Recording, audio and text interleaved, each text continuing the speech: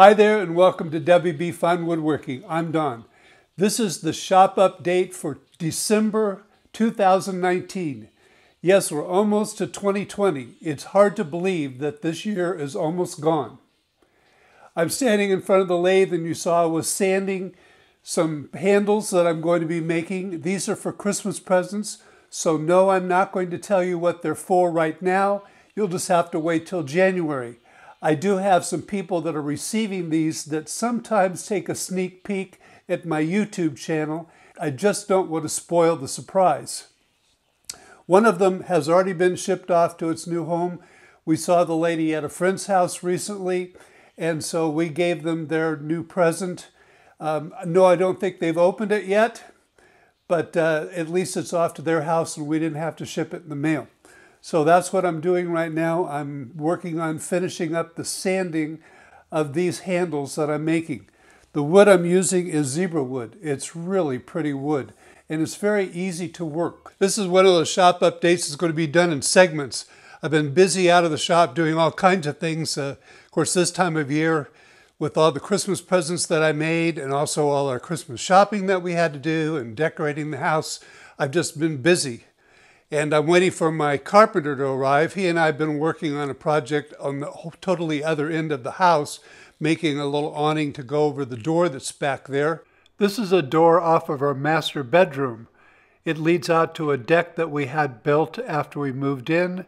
This door gives us access to the dog yard that's on this end of the house, but we needed some way to protect the door from the rain and protect us as we went out the door. Since we have to turn left immediately coming out the door to get down to the yard, we designed the awning so the rain would run down the awning and drain off the end of the deck onto the ground below. So I'm waiting for him. He could come at any moment and he and I will go out there. I'm sort of just his carpenter's assistant, his gopher and his person that hands things up to him. But it's really fun working with him because he's a really good carpenter. I managed to pick up one of the English squares that Sean Graham over at Worth the Effort makes. These are really nice. I don't know if he has any left. Sean batched these out this year to sell. They didn't sell quite as well on his website that he thought they would sell. I think part of that's because he has a wonderful video showing how to make them so people can actually make them. But I thought I'd support Sean and buy one from him, and it's a very nice and well-made English square. I know that it's going to come in useful, Sean, and I know I'm going to find a wonderful place in the shop to hang it. Behind me here, you can see I've got some wood sitting up on the table saw. I bought this wood this week. I have a trophy that I need to make for our Basset Hound Club. Part of what I have here is actually a zebra wood bull blank, and this is going to be turned to sit on top of the trophy, and there'll be a bowl that sits on top of this, and there'll be a little recess in the top of it for the base of the bowl to sit so it doesn't get knocked off the trophy. Then actually what I'm going to do with the trophy is I'm going to make the top that's removable so that the bowl can be picked up, put inside the trophy, and then the top put back on for when it's transported or stored. So that's a project that's coming up. It'll be made from zebra wood. Here's a board of zebra wood I had hanging around in my shop that I'm going to be using for that. And the other wood, the main wood, will be walnut. And I picked up this 8-foot walnut board this week at our local lumber dealer. And so that's my next project that I have to get done. Our specialty for the Basset Hound Club that I need the trophy for is in March. But you know how I work, so I need to get started on this and get it done so that I know it's going to be ready for that show. You may have also noticed I'm wearing around my neck some isotunes. I decided to go ahead and buy some to see if I like them. And this is their new Pro 2 version that they have.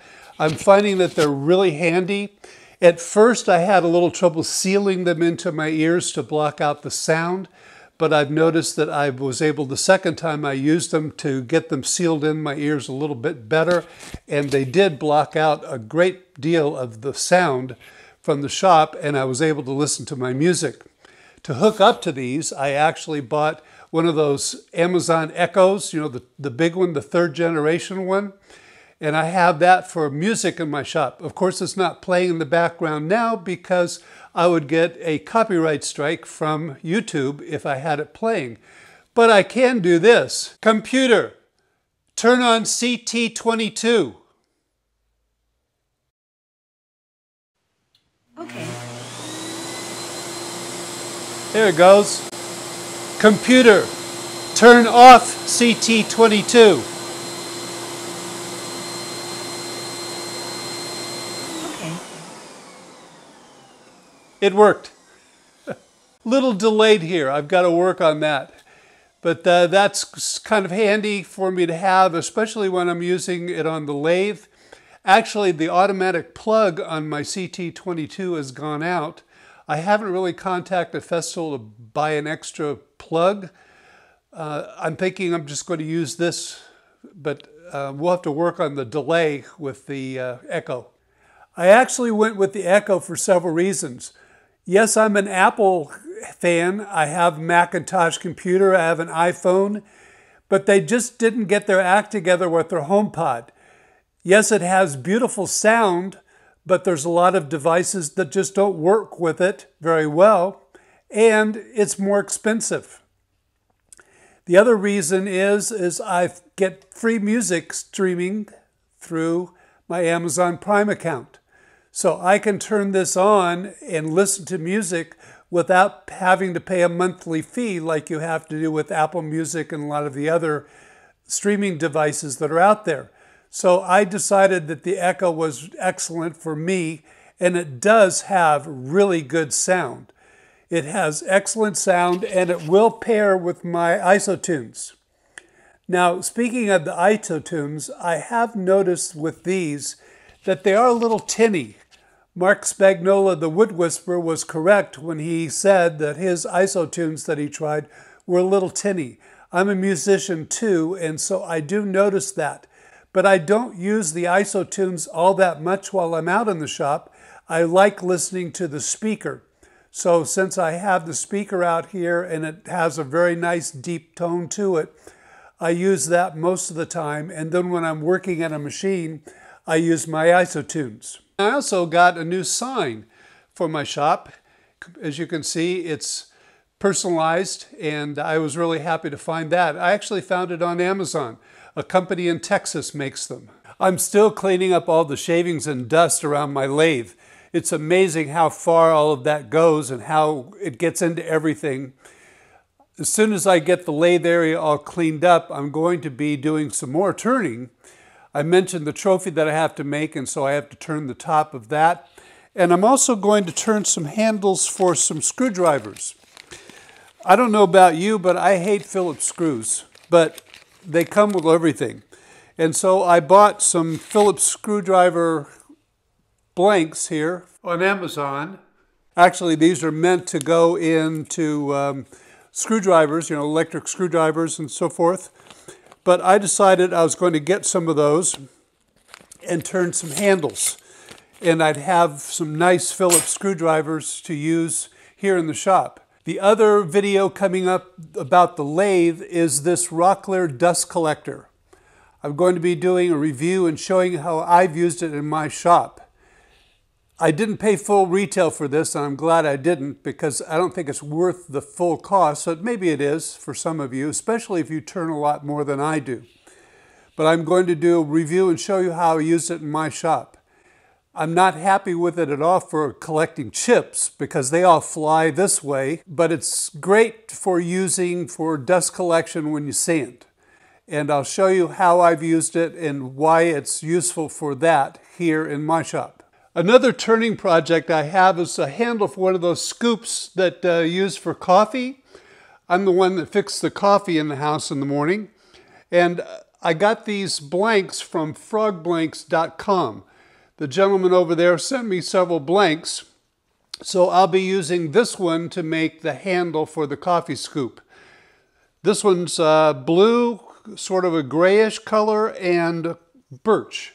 They're actually birch that's been dyed different colors, And what they do is they put it under extreme pressure when they glue them together, and they put the grain in all the same direction. So it's not plywood, it's actually what some people call frogwood, but it's a frog blank. These are the blanks that Cliff and Peter over at frogblanks.com sent me. Cliff contacted me and asked me if I was interested in doing a video turning these, and I said sure. He didn't give me any parameters, except he just wanted me to be honest about what I found about the wood and how it turned. In the future, I'll be using all these blanks to turn things, so keep watching for the videos. The blanks that I showed over on the left are what they're calling Bluebell. It's blue, winewood, brown, and blue. The blanks in the center include the one I showed you. It's a combination of blue, black, natural, and black. This is a combination they call Tardis. The combination of the blanks on the right doesn't look like it's one that's part of their regular offering. This is black, magenta, and natural.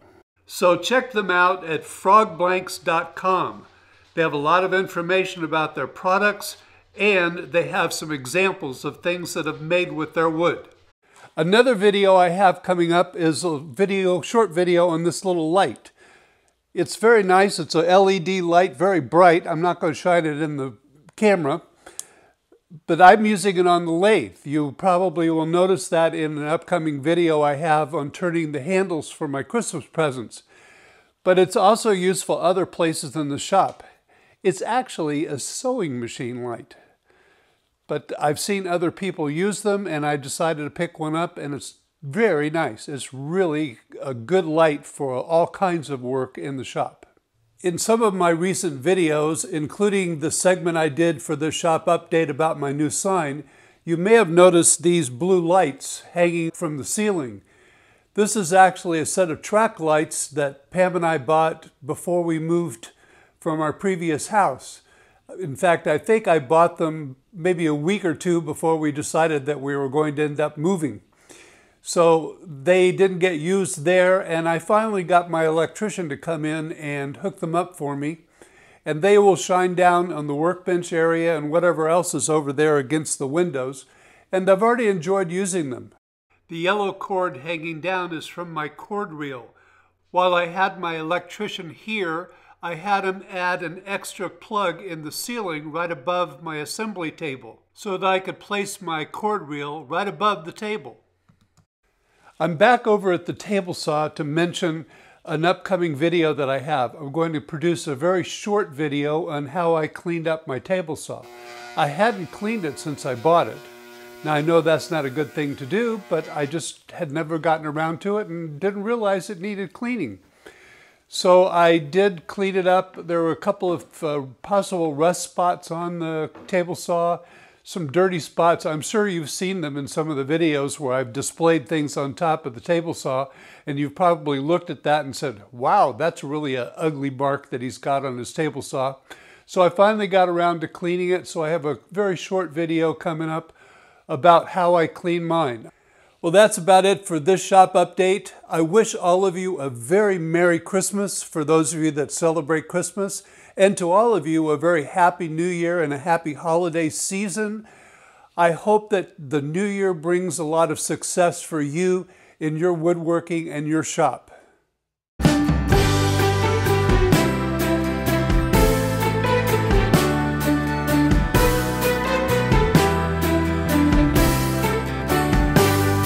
If you like this video, remember to give it a thumbs up, leave any questions or comments, and I greatly appreciate your watching. Thank you very much.